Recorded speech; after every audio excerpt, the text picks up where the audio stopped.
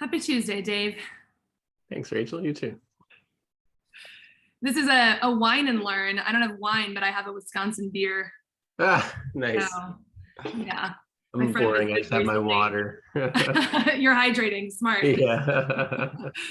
I'm from Wisconsin originally, and there's a certain type of beer there that you can only buy there. So a very good friend of mine brought some down. Oh, that's a good friend right there. Yes, absolutely. We'll probably just give it 1 or 2 more minutes and then dive in. Okay, with you? Cool.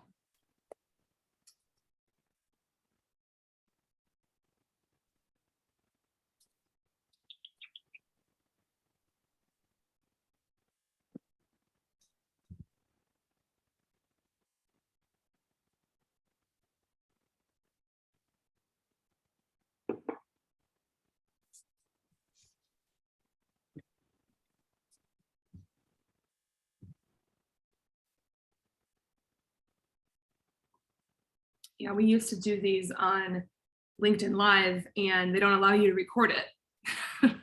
Really? Which is fruitless to me, yeah, for Weird. people that want to hear the conversation later on. Yeah. It's an effort for them to drive people to the platform, I suppose, but not great. I did a fantastic webinar with one of our investors. NYCA NYCA Partners out of New York is one of our lead investors, and Hans Morris is the managing director there. He was the former president of Visa. He's the chairman of the board for Lending Club, former CFO of Citi. So like really bright, awesome guy. And we had an amazing conversation about startups and fundraising. And then at the end, I was like, that wasn't recorded. It was devastating. I was like, not happy. It's the worst. I've had that. We've done webinars like this. Yeah.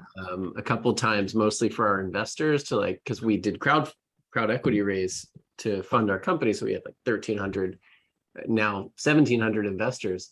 And so we would run webinars to update them and all. And I think like the first 3, for some reason, the recording wouldn't work. Like the first one didn't work. Okay, so the second one, we're going to make sure to record. No, still didn't work. Third time, still didn't work.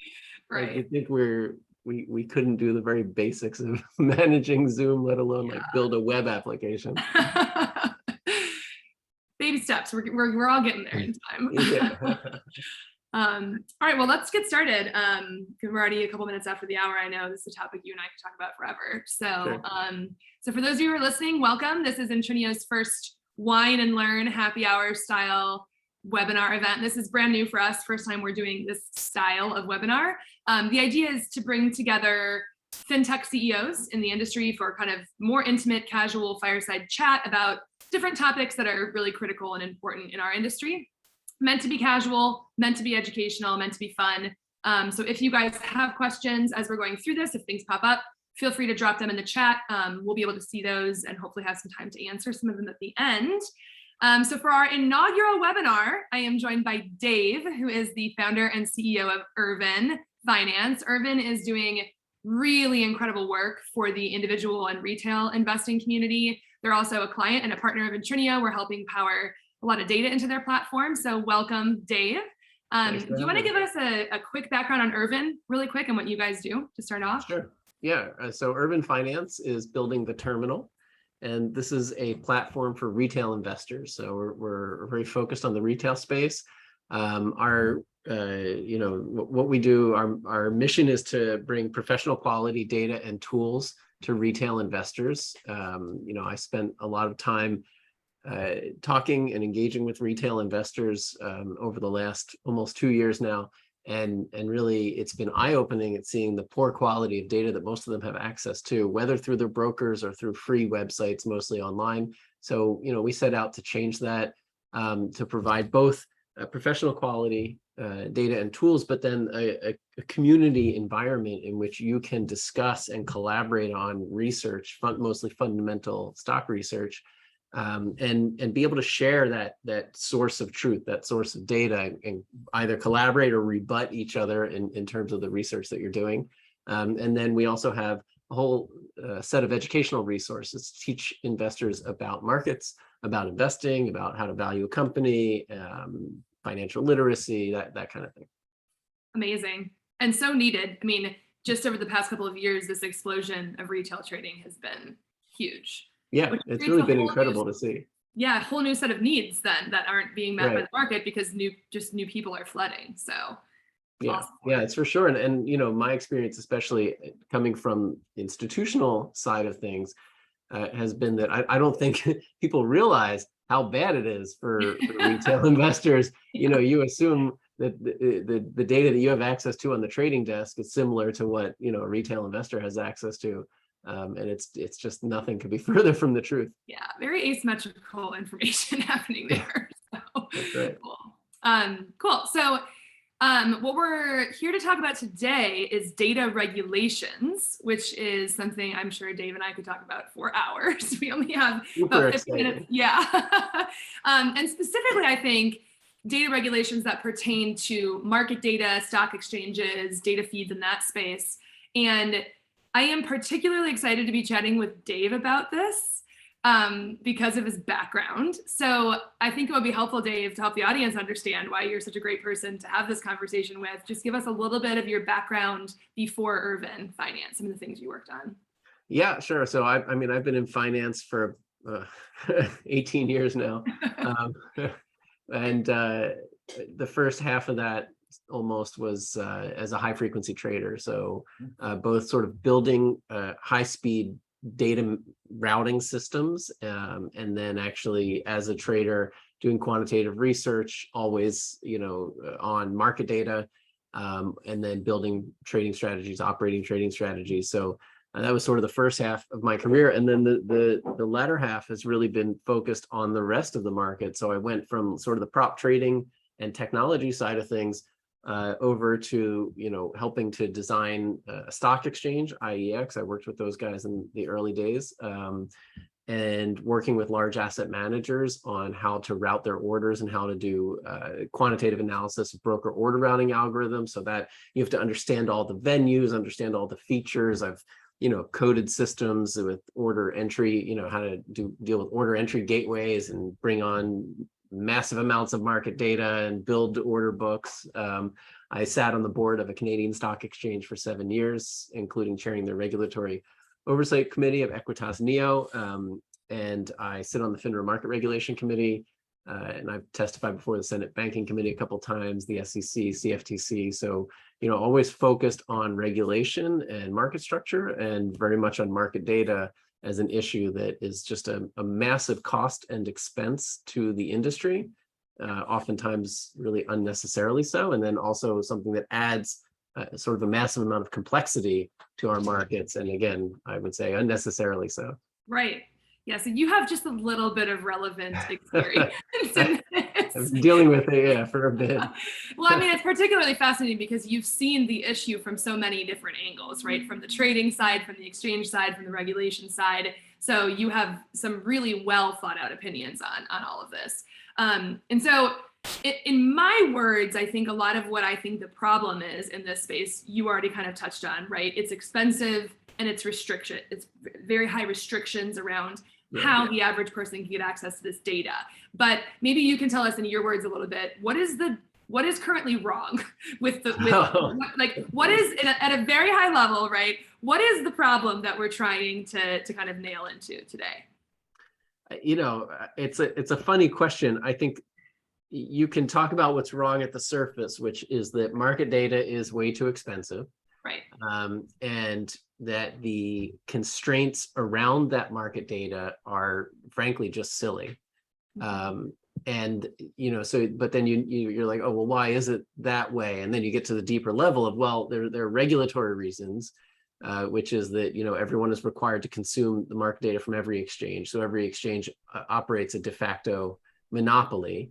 Right. And then you get into like the deeper reasons, which is, well, exchanges, which are for-profit publicly traded companies, generally speaking, that's the three major exchange families at least, are also self-regulatory organizations.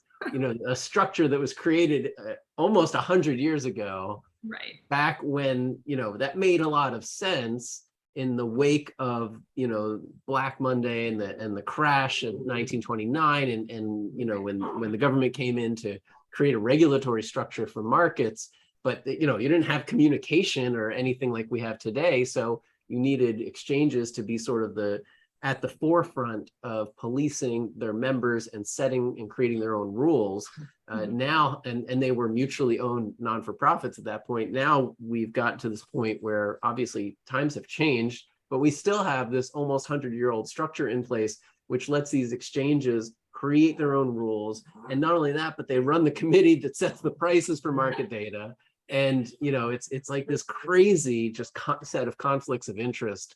Right. And that's sort of the root of the issue. Yeah. And what do you think when you put it like that, right? It's like unbelievable that this is still working this way. So what is allowing that, right? I mean, and I have some opinions on this, right? Because I have my own conflicts of interest with this topic as well. Right. But like, why has this still, like, what is in the way, right? Like, why has this massive conflict of interest and inefficient system, why is it still functioning like this? Yeah, I always I always ask that question. We probably it's so obvious every day. Yeah, it's crazy. Like the system is crazy. The fixes seem, at least reasonable, and yet nothing gets done. And people have been talking about this for a long time. And part of it is that the exchanges don't want anything to change. They're publicly traded companies, nor should they want anything to change. They have a fiduciary duty to their shareholders to fight tooth and nail for any, against any changes. But that being said, they're also supposed to be self-regulatory, which means they're quasi-governmental organizations. So they have a responsibility to markets. And this is something, a lot of these exchanges, I think maybe all of them have something on their boards called a regulatory oversight committee. And I chaired one for this exchange up here in Canada. And the mandate of that committee was to balance like the public interest with the private, fiduciary duty. And, that's a really challenging thing to ask a for-profit company to do.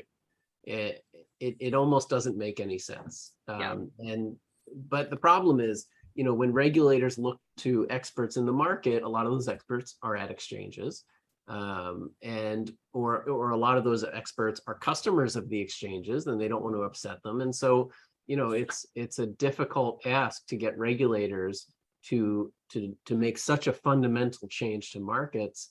And it would require probably, a pretty significant legislative solution as well. So, regulators have tried to sort of chip away at it, but they really, there's really been very little done. Right.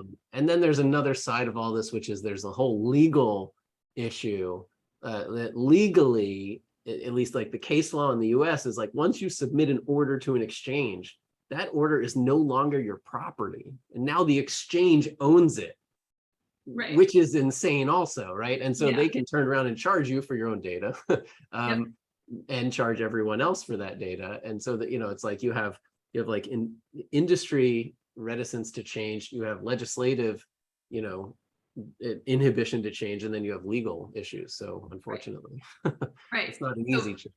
Yeah, and all of the things you're talking about, none of them happen fast. Like, if we're even able to bridge any of these gaps or solve any of these problems, we're still talking about the government at the end of the day, right? It's going to move slowly. So it's a big problem. And let's drill down for a second too into why this actually matters for the retail investors, for the end users, right? Because we see this a lot at Intrinio too. The reason I'm also passionate about this topic is that at Intrinio, we work to democratize access to the raw data feeds behind the scenes, right? We're unlocking data from exchanges, we're unlocking data from the SEC, trying to make it more available to end users to plug in and power platforms like Urvin, power all that innovation.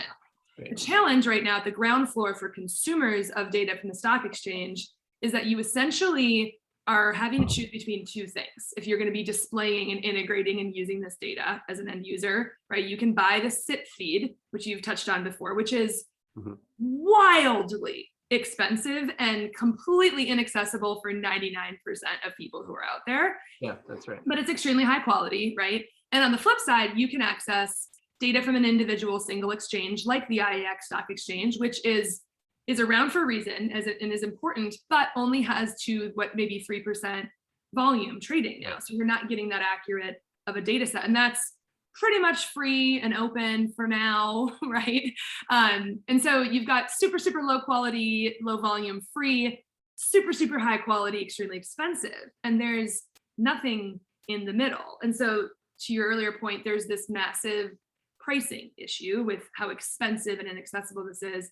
But what I think is, from at least from our perspective at Intrinio, is even more of a burden is the administrative nature of the reporting around all of this, which I have literally filmed like 15-minute YouTube videos trying to explain to people what is the difference between an exchange fee, a display fee, a per user fee. They're all going to stack up, right, in this like crazy hierarchy of fees. And so it can be obvious to people how the expensive price is a huge burden on a startup or a fintech company. What's not so obvious is how much of a burden all of that reporting is to the exchange. You've been there, I've been there. We're both fintech CEOs, right? Yeah. You're busy. You're building, you're scaling. If the exchange is telling you, you are going to have to, if you're going to use this data, if you want to use a quality product, you're going to have to report to me every single pair of eyeballs that ever look at that data point. Yeah. What? It's not just, it's like, and what do they do as a job? And, have you asked them the right questions to qualify them as a non-professional versus a professional? And we're not even going to tell you what those questions are. We're going to give you examples of ones that are probably okay, but we're not going to give you any actual guidance on it. And you have to find out what their home address and now you're asking your users for all this private information that you wouldn't otherwise need. And they're reticent to give that up. Yeah. I mean, it's a total nightmare. Yeah. Well, you're asking a fast growing early stage company that's contributing to the economy to slow down and probably hire an entire team of people just to report to the exchanges. Yeah. It's wild to me. And this is actually a funny anecdote, but so like we do this for a living almost at Intrinio, right? Like a whole section of our products are real-time fees. Our sales guys spend all day helping people fill out their exchange paperwork. Like we've sold thousands and thousands and thousands of subscriptions. Like arguably we're good at this, right? Like arguably our team should know how to fill out the exchange paperwork. Right. So Andrew, who you did an interview with, who's our COO, just for shits and giggles, applied for access. I'm not going to name the exchange, right? But applied and filled out all the paperwork and got denied.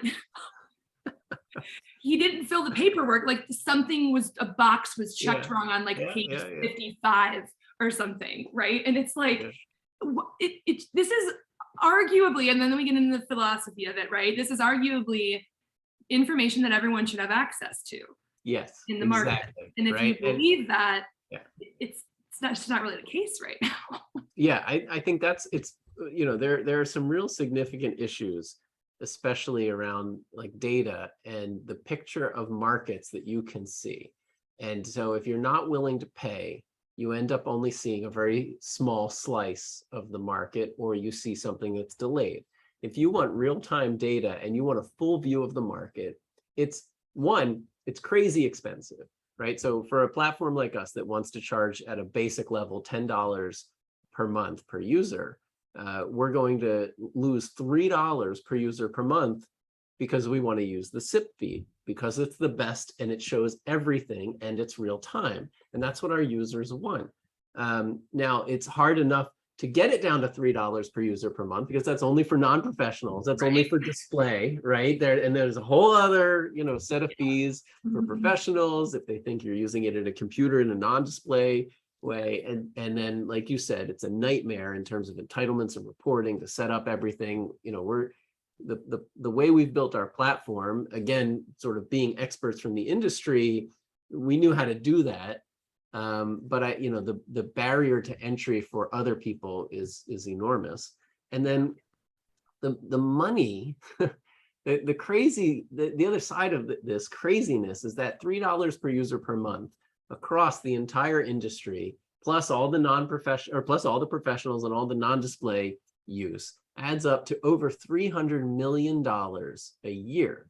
And that money goes to for-profit, publicly traded exchange companies, mostly the big three, NYSE, NASDAQ, and CBOE. Yeah. So they're getting $100 million a year public subsidy, each of them, right? For nothing. It's supposed to be the cost of operating these market data systems. It's not even close to that. And not only that, but that also incentivizes them to have more exchanges because they can capture more SIP fees. Right. And by doing that, that makes unprofitable exchanges profitable through this public subsidy, and it makes markets more complex and more difficult to deal with. And that's what they want because they make more money when that's the case. That's a huge point. I hadn't even thought of that, but that's the wrong incentive again. It's the wrong incentive, right? We're supposed to be capitalists. And this all, like, markets are the engine of capitalism. Right. And here we have this massive subsidy coming in that keeps unprofitable companies profitable. And the worst example of this actually was when, back when it was still BATS, before CBOE bought BATS. So when it was BATS and BATS bought Direct Edge. Direct Edge had 2 exchanges. BATS had 2 exchanges. The first exchange was Maker Taker at Direct Edge, EdgeX, and BATS Z was also Maker Taker, and Edge A was an inverted exchange, Taker Maker, and BATS Y was an inverted exchange, Taker Maker. So they bought, BATS bought Direct Edge. Did they consolidate those into 2 exchanges? No. They kept it as 4 exchanges, strictly because of market data revenue, connectivity revenue, and SIP fees. And like, there couldn't be a worse set of incentives in the market than something like that. Now you've got self-regulated, subsidized, for-profit, inefficient, unprofitable exchanges. Yeah, and they run the committees. The committees are run by the exchanges, and the committees are the ones, the NMS committees are the ones that set the price. So you're like, oh, come on. $3 per user per month maybe made sense in the 80s or 90s, but it doesn't make sense now. How about we drop that? And they're like, well, why would we do that? We'd make less money. Especially like the driving forces that are helping Intrinio grow and helping Urvin grow, and this explosion of retail and this democratization is just even creating more money for them. I mean, like the use cases are just exploding around them right now. And it's like the paradigm has shifted. Why have we not revisited this conversation, right? And the challenging part about a lot of this is that you and I both have to work with these exchanges. They're partners of ours, right? So like, it's a delicate dance. You're poking a bear, and it's a really tough place to be, right? Like, I think you and I are both frustrated enough that we're willing to have this conversation. And it's like, until people talk about it, it's not going to change. So somebody kind of has to take those steps forward. But the alarming piece that lives within everything we've talked about is that they can just change the rules anytime for themselves. Right. And that's important to know. And not a lot of people know about this. But when an exchange decides, okay, we're going to charge fees now. If people want to access this market data, they're going to have to pay us X per user, exchange fees, whatever. They decide they want to implement new fees. They send that to the SEC to get approval, but they can start charging immediately. Yeah, that's right. They don't have to have approval in order to force people to start paying them whatever they want to charge. Then let's say that the approval gets denied, they can instantly reapply. So there is no point in time in which the exchange cannot charge whatever it wants. It's quite a racket, right? Yeah, they literally, they can just make up the rules. It's wild. Yeah, that's the insanity of for-profit companies being self-regulatory, is that they set the rules.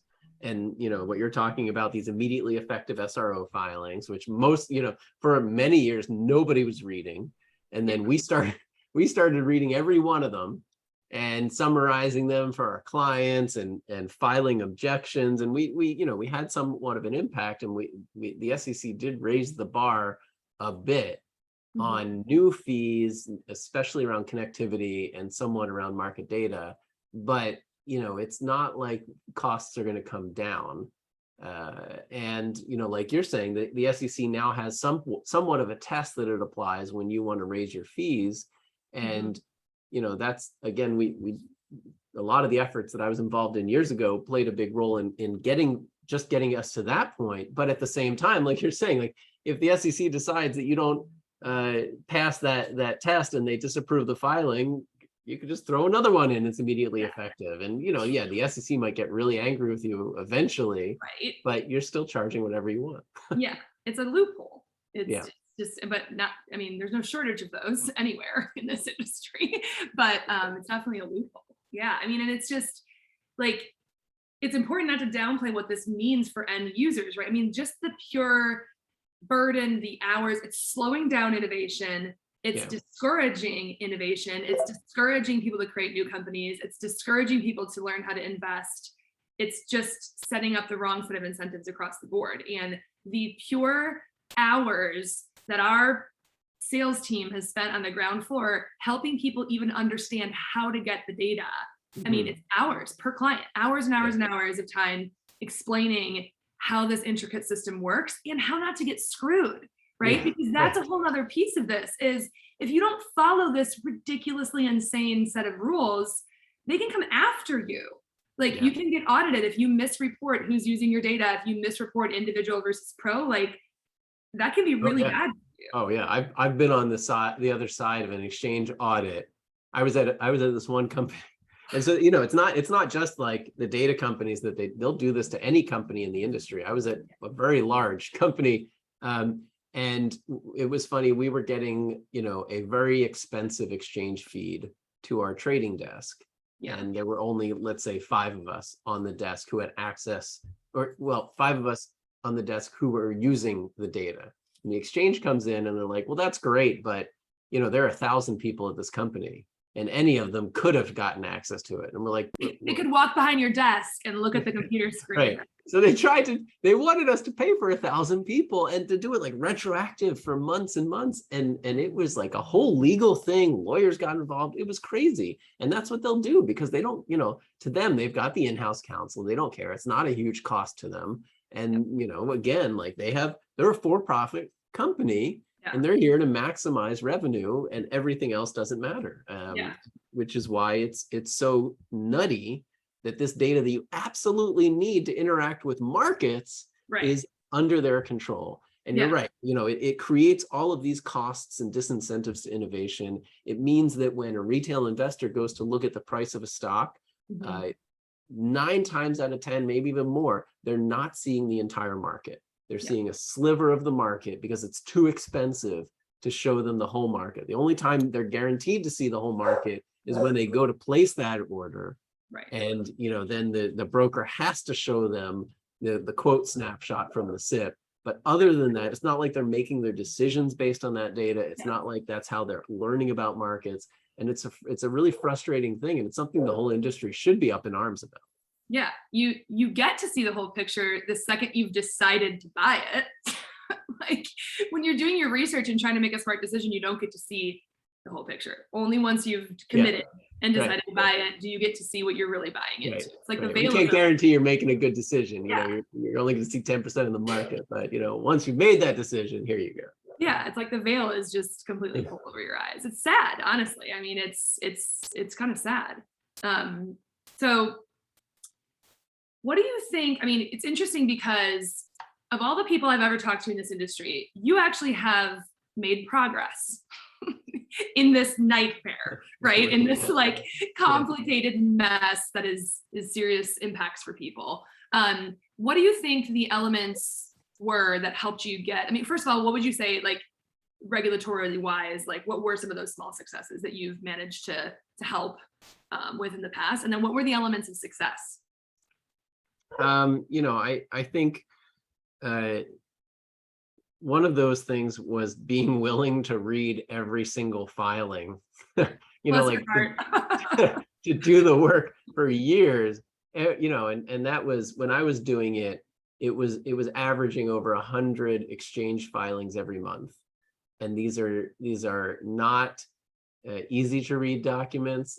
I'm not a lawyer, and they're written in this like regulatory legal language. It's like purposefully obfuscative. It was really, it was something where you have to really commit to something like that. And I think, but I do think like seeing the role that it played as part of a broader set of problems was very motivational to me. Understanding that, like, yes, like this is a very wonky and niche part of the market, which is why no one really had paid much attention to it. Yeah. But it has an impact in all sorts of ways. It drives up the cost for pension plans, right? Who have to pay more to their brokers because their brokers have to take in all of these feeds. It makes markets more complex. And that's a problem for everyone, right? It means that when retail is looking for something, they might see bad data and think that something is happening when it's not. Yep. It's like all across the ecosystem, this has like insidious impact. So I think you have to be motivated to really, like, spend the time required to get deep enough. And then, what I've always been able to do, I think, is to build build coalitions to try and push for change. So, when I was on the professional side, and I had co-founded a nonprofit, we had asset managers, we had some exchanges, not the big ones, but some. We had brokers, we had proprietary trading firms, all of the people in the market who wanted to see it change. And so when you go to the regulator and you say, look, I'm here and along with all of these people, and this is a broken system. It's the same thing now when I go to the regulator and I say, look, I'm here and here's a letter that said almost 72,000 retail investors have signed that they want something changed. And that's how I think you get regulators to actually, sit up and take notice. Right. And then if you can talk about the problem in a reasonable way, and propose solutions, always, it's not just about identifying problems, it's how do we fix this? With the SEC market data stuff, it was, here's a better standard, here's what, here's a better approach, with a whole lot of other changes that still haven't happened, but you gotta, you just got to keep pushing. I mean, I've been pushing for regulatory changes now for 11 years. Wow. And a lot of them are still the same changes that I'm pushing for, but these things I've been willing to accept that they take time. And I think you also have to keep persevering because the exchanges and other firms who want things to stay the way they are just counting on you not to have the stamina, right? And to make it as slow and difficult as possible. Yeah, you have a lot of patience. Patience and passion. I think that's the recipe. Yeah. My kids might question that, but I'm looking at that too. You can't always be patient. Selectively patient, right? Yeah. That's a good way to put it. So we've had similar experiences. We have to partner with the exchanges. We have to work with the exchanges. We rely on them for the data, right? And like, you can get blacklisted from the industry. You can get your data shut off if you don't follow a rule. You're done. You don't get market data. Nobody will sell to you anymore. I mean, it's just like this club that's scary almost. And that we've had experiences where like some of the middle market providers to us, we've asked them to slow the data down. And they're like, what?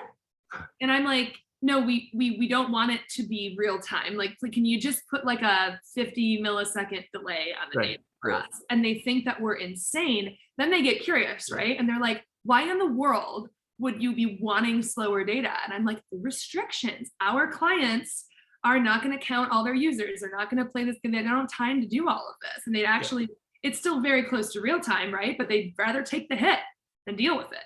And that's wild conceptually, right? Like I would rather show my customers not the full picture because I literally can't afford it. So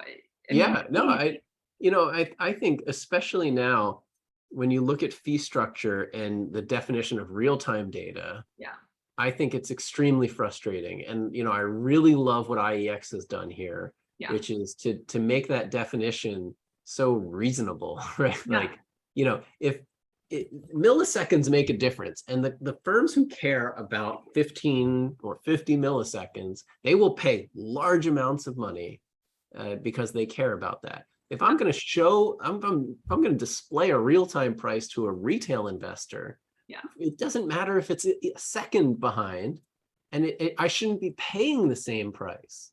That's the crazy part, I think, here as well. And again, The problem is you're relying on the people most incentivized to keep the status quo to make the change. And so that's, that's a big part of the problem. But yeah, I mean, it is silly that you have to do something like that, Yeah. I mean, right, as a business.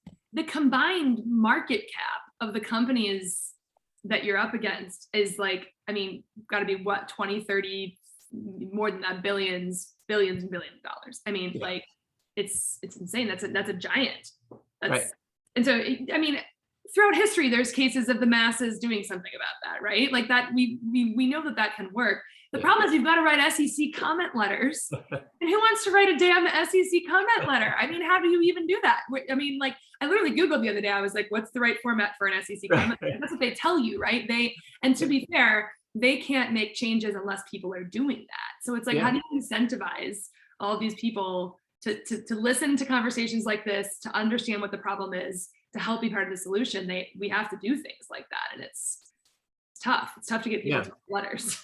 Yeah. So along with like what we're building in terms of our company at Urvin Finance, we're also building this grassroots advocacy movement called We the Investors. And so, part of what we're trying to do is to educate people about these issues, and exactly what you're saying, like how do you know what to write a comment letter about? How do you stay on top of the issues? How do you know what these filings mean?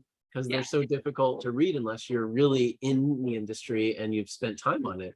And then how do you write a comment letter? What should it look like? What's an effective comment letter? So we have videos on the website about how to do that.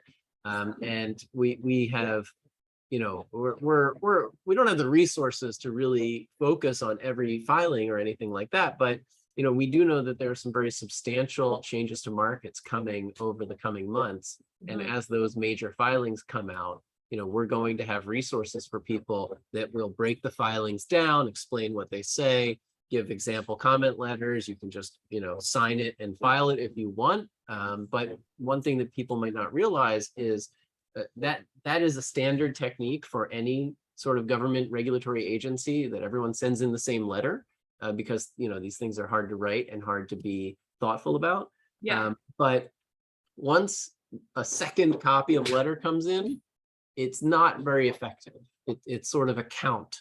And yes, the regulator will say, hey, we received 10,000 of this letter, but it's still just that letter. Whereas if someone can write their own comment letter, even if it's not as good as that one, at least, it really matters a lot more when it's an individual comment letter. And so that's what we're going to try to help people to do, and try to empower retail investors to get involved in this process. That's super cool. So let me make sure I'm understanding correctly. It's easier probably for the SEC to just be like, we read this one letter. Oh, 50,000 people sent us the same letter. Like, oof, that's impactful. Okay, you've just saved me time. I don't have to read 50,000 letters. But the flip side of that is that you're saying there is some power in the individuality of it. It's actually a really material and substantial difference. You would think the regulators would want you to make it easier on them. Right. And maybe they do. No, they're not that efficient. and even if they did, it doesn't matter. Like the process as it plays out means that an individually written comment letter is far more impactful than a form letter that you're filing. And so that's what we're going to try and teach people, because that's how you make a difference. You know the process, you understand it, and you get involved in it. You take the time, and that really shows. When regulators see that people care, that's when you start to get some change. Yeah, I mean, it's like voting in a sense, right? I mean, it's your vote as an individual investor, but you're right. The mountain of education and like transparency, like unlocking all of these concepts for people is so huge. Because I mean, like on the ground floor, we're doing that, helping people understand what type of market data to buy and how to follow the rules and pay things correctly. Like that's step number one, is like, okay, go through a process like that and you will understand what part of the problem is, right? Like try to buy market data from Intrinio, try to follow the exchange rules and fill everything out, and you'll start to realize how broken this is, right? And then once people feel that and understand that pain, and honestly, I bet you that half of the battle too is like, they don't know what they don't know. They think they're looking at the real stock price. Yeah, exactly. Like, that's a huge part of the problem. Yeah, I mean, we are astounded sometimes. People come to us and they're like, well, your data point doesn't match what Yahoo Finance says the data point is. And I'm like, do you understand how exchanges work? Like, oh gosh, like let's go. Like I have a video series called Market Data 101 on YouTube to just like explain these concepts, but that education is huge. And so I think it's super cool that you're doing that in conjunction with Urvin Finance. This it's called We the Investors. Yeah, right. Yeah. And I mean, I had that exactly what you're saying is the experience that I had when I was engaging with retail investors on Reddit, and they would be posting, pictures of a chart or, a trade that they saw from a time in sales. And they'd be like, I don't believe you that there's an order protection rule. Look, here's a trade that happened outside the NBBO. And, I'd have to explain, well, that's because whoever's showing you this market data has not filtered it correctly. They don't know what they're doing. They're not processing it right, or they're processing it out of order. These systems are hard to build. And it would be major retail brokers, like some of the biggest on their active trader platforms.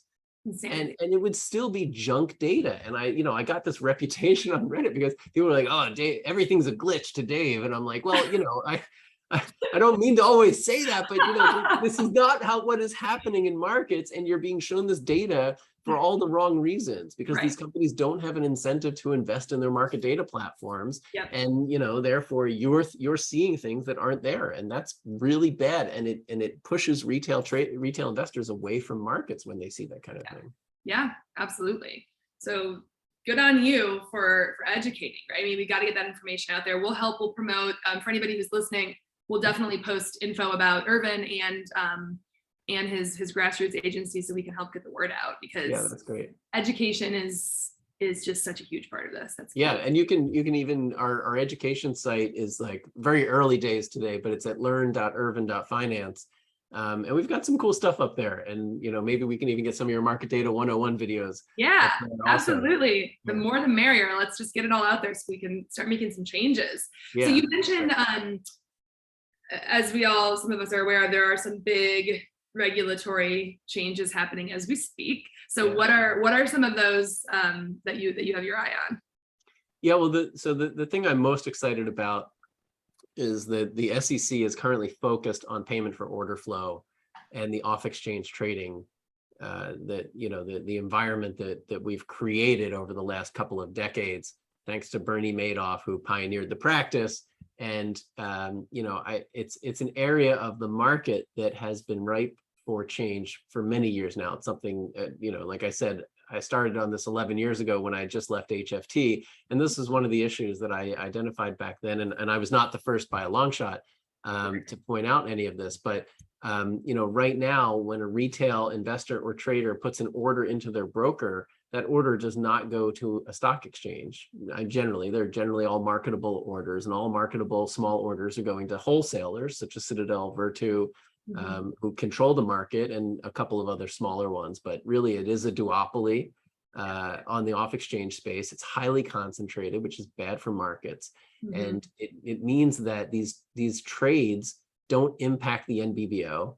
And so they inhibit price discovery. And there have been estimates that I've seen that spreads in the market are 25% wider than they otherwise would be if this practice was abolished. Yeah, it's a huge multi-billion-dollar a year cost, both to retail and especially to institutional investors who don't get access to those orders. And so this is finally an SEC that wants to take on this issue. And so that's very exciting. So, we're expecting to see some movement on that. And then a whole host of like very wonky market structure issues like tick size.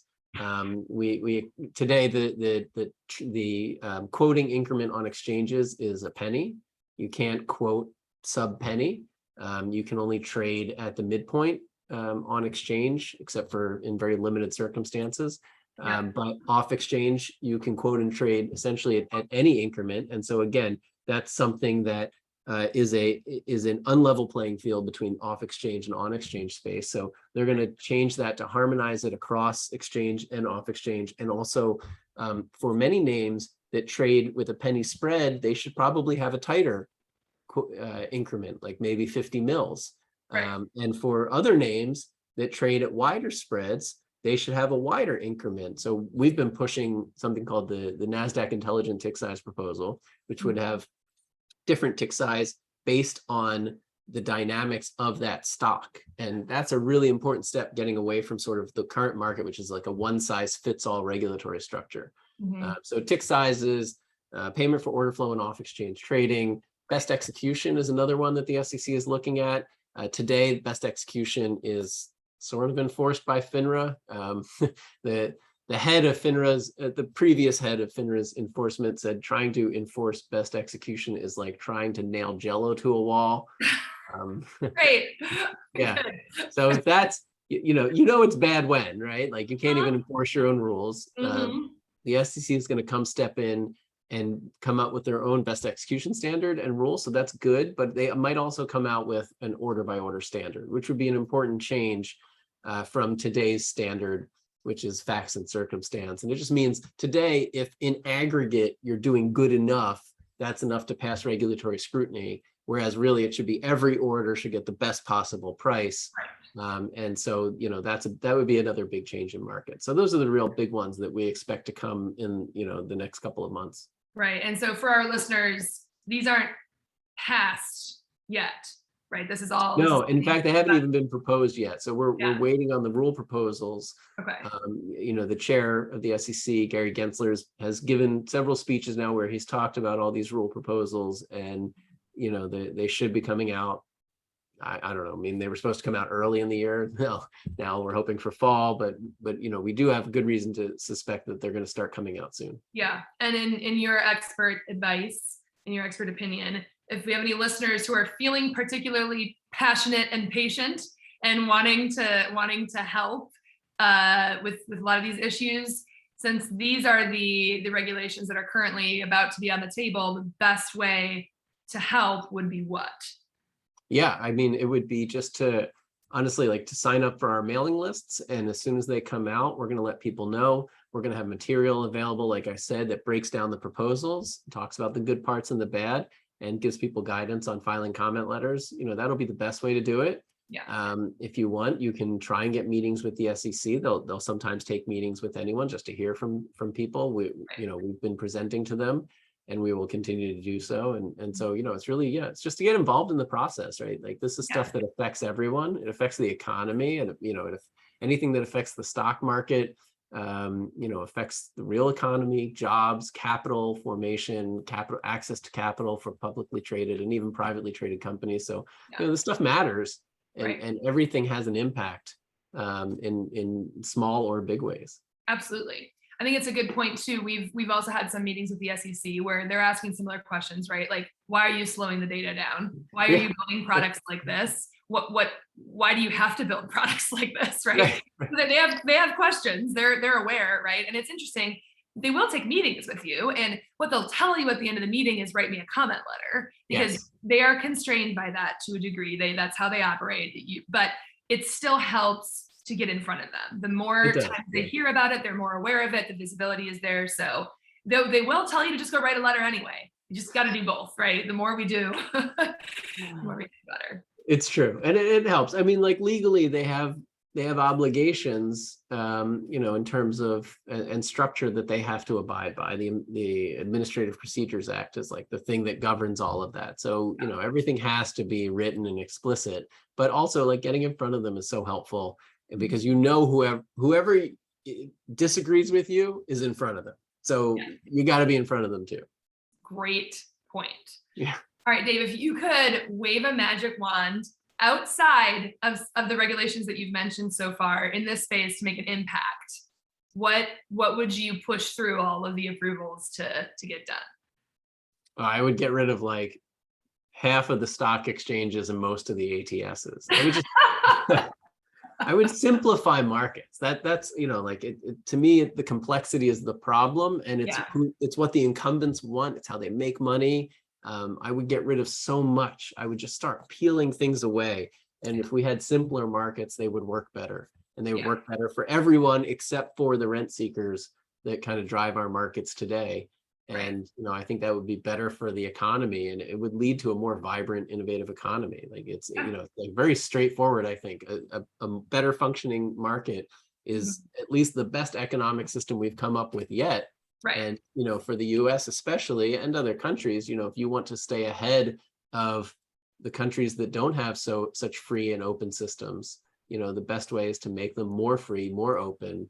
Mhm. But to do that, they have to be simpler. And Yeah. otherwise, the rent seekers take a piece every step they can. Yeah, that simplification is key. And at the risk of wading into the territory of politics, you've mentioned several times, right, that part of the challenge is that you have self-regulated for-profit, right? And so, like, which piece of that do you take away, right? Like, could an answer be a not-for-profit situation, or is the answer more on the regulation half of the equation?